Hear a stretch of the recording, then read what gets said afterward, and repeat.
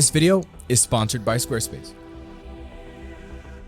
For $1,700, you can now get a full frame camera that can shoot up to 30 frames per second and shoot raw video internally.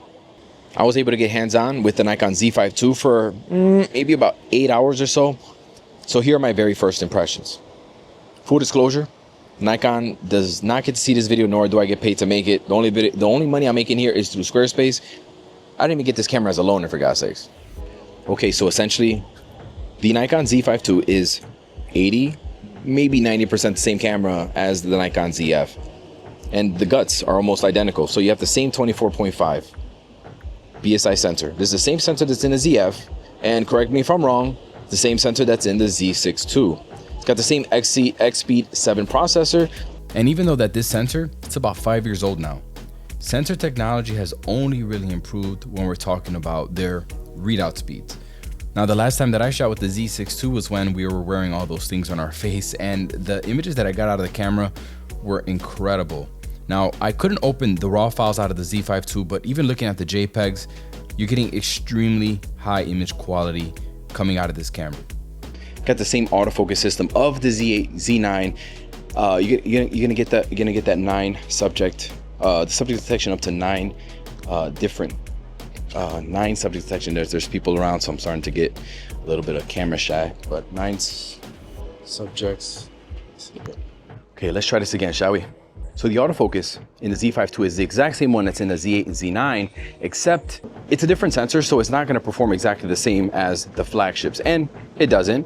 You know, I don't want to judge it too harshly. It is a pre-production camera, but using this camera straight out of the box with human eye detection on, a lot of my photos were front focusing on her shoulder and her arms. But then when I switched to 3D tracking, the hit rate dramatically improved. Now, one thing I still noticed was that even after tweaking the settings so that it would be as sticky as possible, when she would throw the glove toward the camera still had a habit of slowly transitioning to focus on that glove, even though the eye and my focusing point were not being obstructed. So this could totally be user error on my part, but I'm just here reporting back on what I experienced.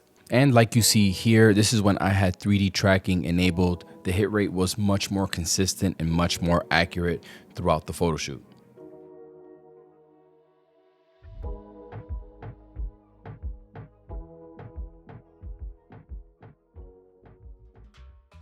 the Z5II also has the same exact burst rates of the ZF. So you have, and also you have that same pre-release capture up to 1 second. Remember when this used to be a premium feature in premium cameras? Well, it's now in a camera under $2,000, which is insane. This pre-release captures up to 1 second. Now you get 11 frames per second in mechanical with the mechanical shutter, and then 15 and 30 frames when you're shooting in silent mode and in JPEG. Also, the buffer on this camera is pretty crazy. So using the mechanical shutter in RAW, I was getting up to maybe around 200 shots in that buffer. And then when I was shooting JPEG, it never ended. Like, I literally stopped because I was like, okay, this is never gonna end. I'm assuming it goes up to like 1,000 shots like the flagship cameras can, which is a pretty insane capability given the price tag and full frame. Now, this is the part that really surprises me with this camera, because not only is the buffer extremely deep, but I mean, the rolling shutter performance isn't terrible. It's a non-stack sensor shooting 30 frames per second in silent mode. Yes, there is a little jello effect, but if you're not panning the camera super fast, the images are very usable. And for a full frame camera under $2,000, this is really good. Now, on top of that, you also get a really nice user experience. So you get 2 SD card slots. You get a really nice super bright EVF that can reach a max brightness of 3000 nits. It has a 3.69 million dot EVF with a 60 frames per second refresh rate. A large 3.2 inch screen that has 2100 dots. You get a new customizable picture control button where you can access up to 31 presets, or you can just assign it as a custom button. You get access to the Nikon Cloud. You get a new AFA mode where the camera will automatically switch from single to continuous autofocus depending on how you are shooting. You get 7.5 stops of VR. I just think that the overall experience with this camera was solid. It was very straightforward. The best way I can put it to you is that, let's say you handed me this camera and I knew nothing about it, it felt like to me that I was shooting with a camera from a higher price point. The biggest differences between the Z5II and the ZF are on the video side. Okay, so the Z5II does not downsample its 4K from 6K. It can shoot 4K 30, 10-bit, 422 with no crop. You can shoot up to 4K 60 with a 1.5 times crop. In 1080p, you get up to 120 frames per second. You don't get 240. You don't get 240 on this baby. You can also shoot NRAW internally up to 4K 30, which is something that isn't on any other camera, whether or not you're gonna use it. I feel like it's just one of those flex features to make this camera just stand out over everything else. You know, that's just what it is at this point. With innovation slowing down, we're gonna throw raw video into this thing. I don't know how long it can shoot it, but it's one of those flex features. Now, before I wrap up my final thoughts on the Z5II, I want to tell you about my sponsor for today, and that's Squarespace. So if you've been looking to start a website, blog, or even an online store, literally, what are you waiting for? With Squarespace, you can secure your own custom domain and then create a professional looking website super fast. The best part is that you need zero skills when it comes to coding and graphic design. That's literally me.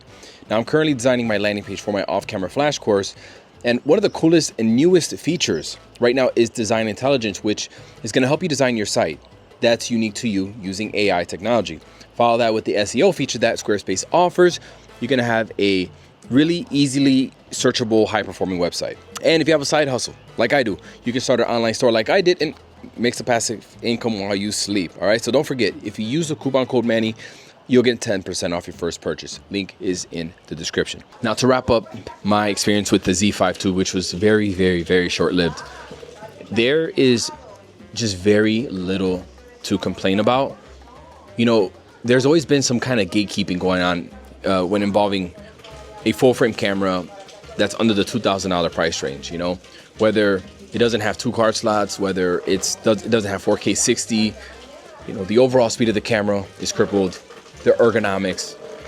There's always something like that, but the Z5II is a bit different than that. The sensor in this camera is proven to be great, and I can confirm by the image quality that, I mean, this is a top-tier 24 megapixel sensor. Even though the AF performance doesn't necessarily match the Z8 and Z9, I would say it's super robust, especially with the ability of being able to detect all different kinds of subjects. Being able to shoot 30 frames per second, even in JPEG, to me, it's a nice to have. And 11 frames per second in RAW is good enough for most things. On top of that, the buffer is extremely, extremely deep. The ergonomics and experience was good. You know, the EVF is nicer than any other camera that I've used at this price point. Having 2 card slots really opens the door for working professionals that need redundancy. The battery life is great. The Philips screen is nice and sharp. You know, on the video side, just being able to shoot raw video along with 4K 60 just really puts the icing on the cake for this camera at this price point. Sure, there are limitations on a lot of these features if you want to get really technical, but what's the point? Look at the price tag. Good shit, Nikon.